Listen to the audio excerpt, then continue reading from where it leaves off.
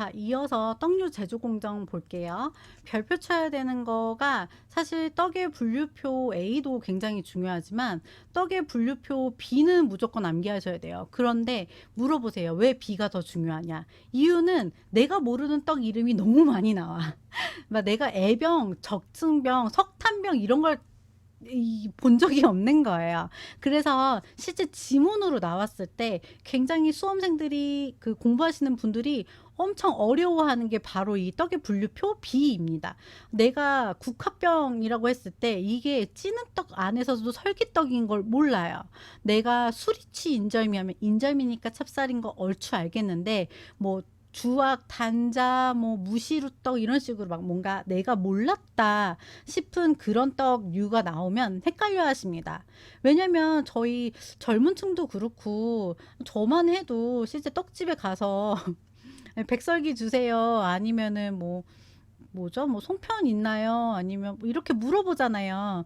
근데 거기 안에 승검초편 있나요? 아니면 뭐 꿀편 주세요. 뭐 이렇게 얘기하지 않는단 말이에요. 그래서 떡의 분류표 B에는 별표 3개 해주세요. 이게 뒤에 가서 역사 쪽이랑 연결이 되면 어렵게 꼬인다라고 느끼실 수 있기 때문에 떡의 분류표 B는 반드시 암기해 주시면 되실 것 같습니다. 그리고 설명은 제가 쭉 드릴 거고요. 중요한 건 뭐냐면 찌는 떡이 증병이라는 거. 그죠? 그럼 치는 떡은 도병, 지지는 떡은 유전병인데 이렇게 문제가 나와요. 다음 중 도병이 아닌 것은. 그러면 도병 자체가 도병을 뜻하는 것 자체가 모르기 때문에 당연히 도병에 연관되어 있는 떡도 모르는 거고 그러다 보면 어쩔 수 없이 그 지문들의 특징을 생각해서 내가 골라내야 되는 건데 예를 들어서 도병에서 내가 대추단자, 건시단자, 인절미 이런 식으로 섞여버리면 아 내가 도병 안에서 얘네들 뭐지? 이렇게 생각하게 된단 말이에요. 그래서 내가 찌는 떡, 치는 떡, 지지는 떡의 다른 이름도 당연히 알고 계셔야 되고 그 이름에 포함되어 있는 떡의 분류표 B를 암기해 주셔야만 모든 문제가 조금 수월하게 넘어가집니다. 모든 문제가 다 수월해져요. 그래서 떡의 분류표 B를 암기하시면 될 것 같고요. 그 다음에 44페이지 보시면 떡의 제조 원리가 있는데 그거보다 그 전에 지지는 떡은 제가 설명을 좀 드리자면 지지는 떡은 나중에 뒤에 떡의 보관이라든지 언제 먹었냐 절식에 대한 얘기가 나올 때 기름이 지진다는 건 확실히 찌는 것보다 조금 금방 상하지가 않는 거예요. 그래서 여름철에 먹으면 좋은 떡은 했을 때 우리가 발효시켜서 먹는 떡이라든지 이렇게 기름이 지진 떡류를 여름에 먹어도 되는 떡으로 지정을 하면 대부분 그게 다 답입니다. 그거는 뒤쪽에서도 설명을 한 번 더 드릴 거기 때문에 우선 넘어가고요. 떡의 제조 원리 한번 쭉 읽을 거고요. 46페이지 3번 도구 장비 설명 및 용도의 별표 3개. 얘네는 반드시 나옵니다. 다음 중 세척에 사용되지 않았던 도구로는 혹은 다음 중 뭐 익히는 도구로 알맞은 것은 다음 중 모양내기 도구에 속하지 않은 것은 모양내기 도구를 모두 다 고르시오. 이런 식으로 무조건 나오기 때문에 이 부분은 별표 3개 해주시면 될 것 같습니다. 뒤에 48페이지 현대 도구들은 사실 저희가 실무에서 사용하는 것들은 현대 도구들을 더 많이 사용해요. 하지만 그 과거의 우리의 역사를 되게 중요시 여기는 것처럼 질문들도 과거에 사용했던 도구들에 대한 질문이 훨씬 더 많은 편입니다. 그래서 뒤쪽 현대 도구들은 사실 한 번만 읽고 넘어가시면 되실 것 같아요. 그러면 이렇게 잡아서 저희가 떡의 제조 공정을 포인트를 잡았고 이제부터 살살 설명을 해보도록 하겠습니다. 찌는 떡, 수증기로 찌는 떡이죠. 증병, 증기, 수증기 이렇게 생각하시면 돼요. 그래서 수증기, 증기로 찌는 떡. 그러면 증병이구나. 찌는 떡이구나. 백설기, 작가병, 송편, 증편, 팥시루떡 등이다. 종종 익반죽을 하시는 거를 치는 떡이랑 헷갈려 하시는 경우가 굉장히 많아요.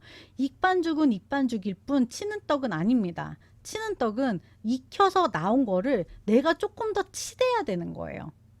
이해되시나요?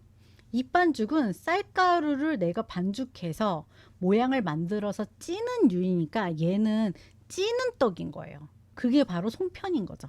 그렇죠? 그럼 치는 떡은 뭐예요? 바로 내가 익혀서 나온 쌀가루를 그러니까 찹쌀이든 맵쌀이든 내가 익혀서 꺼내서 그걸 조금 더 치댄 떡이 바로 치는 떡인 겁니다. 그래서 내가 실제로 쳤느냐, 익혀진 걸 쳤느냐 안 쳤느냐에 따라서 나뉜다라고 보시면 돼요. 당연히 삶는 떡은 내가 입반죽한 거를 동글동글하게 만들어서 물에다가 삶아서 건져서 저희가 콩고물 묻히는 바로 경단류를 말하는 건데, 이거는 저희가 실무도 많이 사용하지만 뒤에 이제 실기 품목에도 경단이 들어가 있기 때문에 당연히 삶는 거라고 알고 계시면 되겠죠. 이 분류표는 제가 굳이 하나씩 설명할 수는 없고 전부 다 암기, 무조건 암기하고 넘어가실게요. 찌는 떡, 증병, 가장 기본이 되는 떡류로 물에 불린 곡물을 분쇄해서 시루에 안치고, 그죠? 수증기로 쪄내는 형태로 설기와 증편, 켜떡이 이에 속한다. 설기떡, 켜떡도 마찬가지로 켜켜이 고물을 뭘 넣는다 해서 켜떡이거든요. 그 켜켜이 넣는 떡도 당연히 수증기로 우리가 찌는 거기 때문에 증병에 속하는 겁니다. 증편, 부풀려서 우리가 찌는 거예요. 그러니까 발효를 시키더라도 발효 이후에 어떤 틀이나 이런 데다 부어서 걔를 쪄요. 그렇기 때문에 증편조차도 우리가 찌는 떡, 증병에 속한다라고 암기해 주시면 됩니다. 송편도 우리가 익반죽을 해서 모양을 내서 찌는 떡이기 때문에 찌는 떡 안에 들어가는 거예요. 치는 떡, 도병, 이거 나온 적 있어요. 다음 중 도병이 아닌 것은, 이랬을 때 송편 나오면 헷갈리는 거예요. 그래서 도병이 뭔지, 도병은 치는 떡이다. 그거는 내가 익반죽을 뜻하는 게 아니고 쪄서 나온 거를 내가 쳐서 만드는 어떤 떡이라고 생각하시면 됩니다. 그게 가래떡, 인절미, 이렇게 절편, 계피떡, 단작까지 포함된다라고 보시면 돼요. 지지는 떡, 기름에 지진다. 기름 유 보이시죠? 유 한자. 그래서 기름에 지져, 기름에 두르고 지져서 만든 떡이다. 그래서 지지는 떡, 화전과 주악과 붓구미 등이 있다. 그러면 다음 중 지지는 떡이 아닌 것은 1번 화전, 2번 주악, 3번 붓구미, 4번 단자. 이러면 4번 단자 이렇게 고르시면 되는 거예요. 삶는 떡, 경단. 그죠? 떡의 제조 원리 볼게요. 쌀 세척과 수침. 쌀을 깨끗하게 닦아서 불순물을 제거하고 불린다. 여러 번 씻어야 떡의 색이 선명하고 위생적인 쌀을 만들 수 있다. 부족하지 않게 충분한 물에 담아 4시간 이상 불리면 쌀의 수분 함유량이 30에서 40% 정도 된다. 그렇기 때문에 그만큼 무게가 올라가는 거예요. 맵쌀은 1kg가 1.2에서 1.3kg, 찹쌀은 1kg가 1.3에서 1.4kg 정도로 증가한다. 그래서 찹쌀을 불리면 더 키로수가 더 많이 나와요.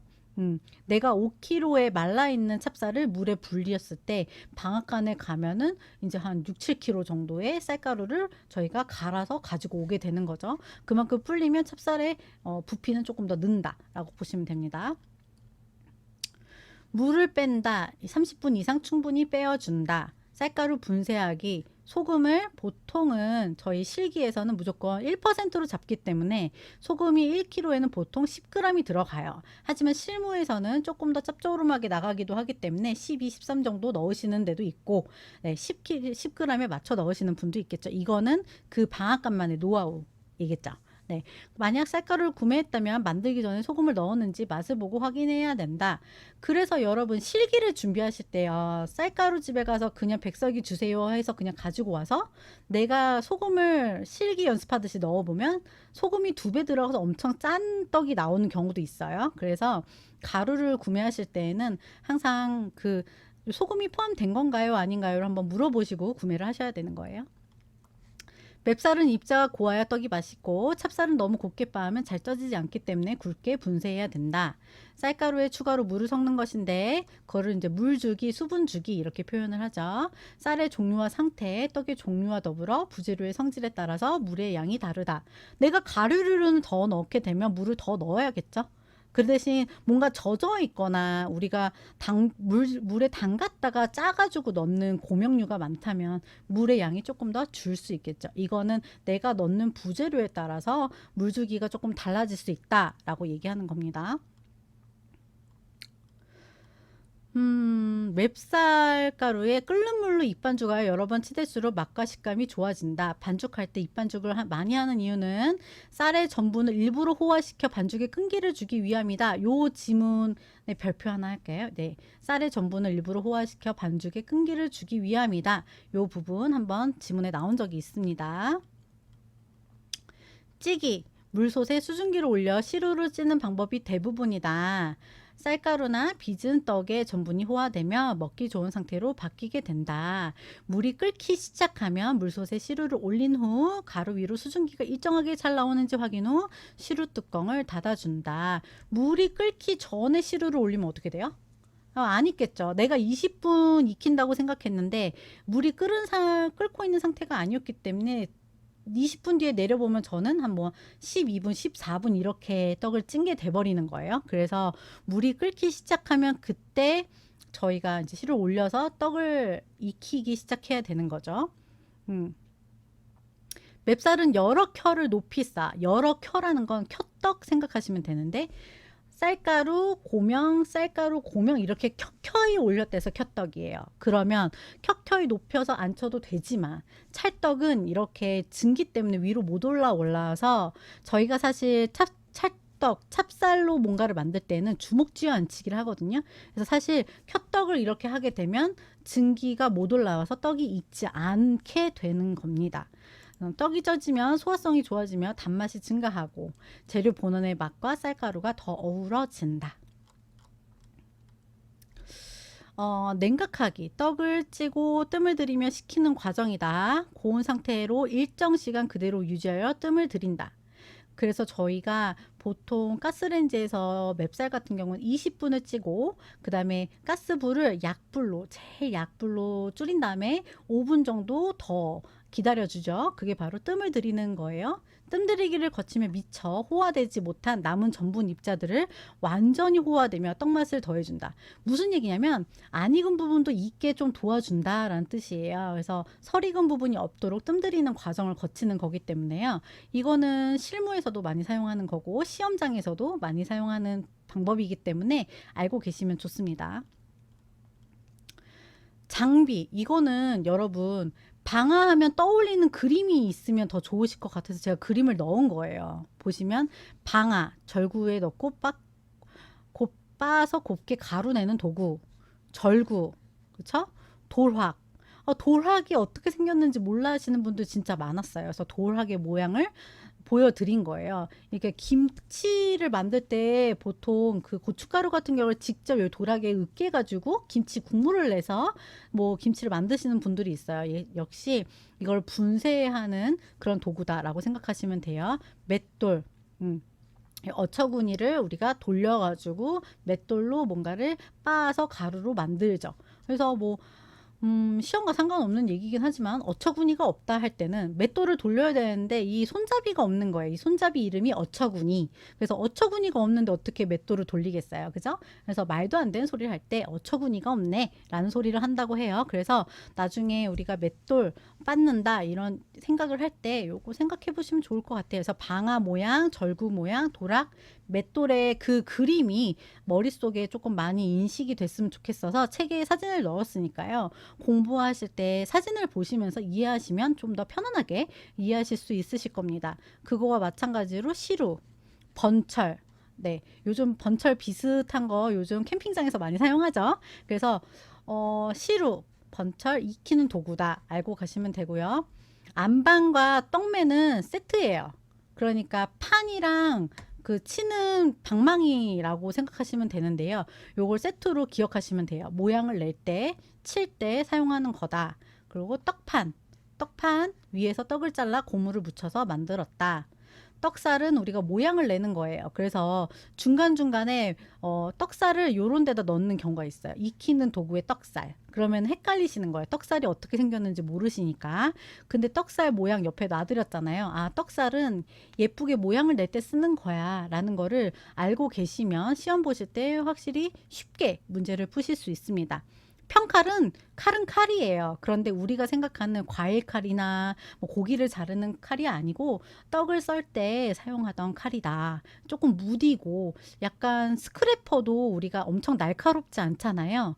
요즘은 떡을 썰 때 스크래퍼를 많이 사용하지만 옛날에는 무딘 칼을 사용했고 그 무딘 칼 이름을 평칼이라고 불렀다라고 생각하시면 조금 더 편안하실 겁니다. 이남박은 쌀을 씻고 일어 건지는 용으로 쓰였던 나무 바가지다. 이런 줄무늬 모양이 사실 옛날에 이거 얘기하면 제가 나이가 나오긴 하는데 저희 엄마가 쌀을 씻어서 밥을 안 칠 때 그 플라스틱 바구니도 이런 결이 있는 바구니를 사용하셨어요. 저만 그런가요? 네. 플라스틱 빨간 바구니, 파란 바구니도 이런 결이 있었어요. 쌀을 씻을 때. 그 이유가 바로 돌과 이물질을 골라내기가 용이하고 쌀을 씻을 때 훨씬 더 용이했기 때문이에요. 그래서 쌀을 씻고 일어 건지는 용으로 쓰였던 나무 바가지 모양이다 라고 생각하시면 요게 이남박. 우리가 사용할 때 쌀을 씻었던 박. 이렇게 생각하시면 좋을 것 같아요. 채는 어레미, 중거리, 가루채 등이 있고 큰 어레미가 매물가루 등을 내릴 때 사용하고 구멍이 미세한 가루는 손평 가루 등을 내릴 때 사용한다 라는 걸로 구분하시면 됩니다. 그래서 채도 굵은 채가 어레미다는 알고 계셔야 돼요. 뭐 가는 채, 중거리 이건 어느 정도 느낌이 있잖아요. 근데 어레미 하면 낯설단 말이에요. 어레미는 굵은 채를 뜻한다 라는 것만 알고 가시면 될 것 같습니다. 현대도구도 한 번씩 보시고요. 특별히 이제 더 이상 뭐 잡아 드릴 건 없는 것 같아요. 여기까지 단원 1이 마무리가 됐어요. 여기까지 암기하시고 포인트 되실 것도 포인트 잡아서 공부하시고 그 다음에 출제 예상 문제로 들어가셔서 출제 예상 문제를 푸시면 돼요. 네. 이렇게 1단원이 모두 마무리가 됐습니다. 자, 다음 챕터 또 다시 연결해서 뒤에 영상에 있으니까 연결해서 또 들으시면 되실 것 같아요. 네, 수고하셨습니다. 감사합니다.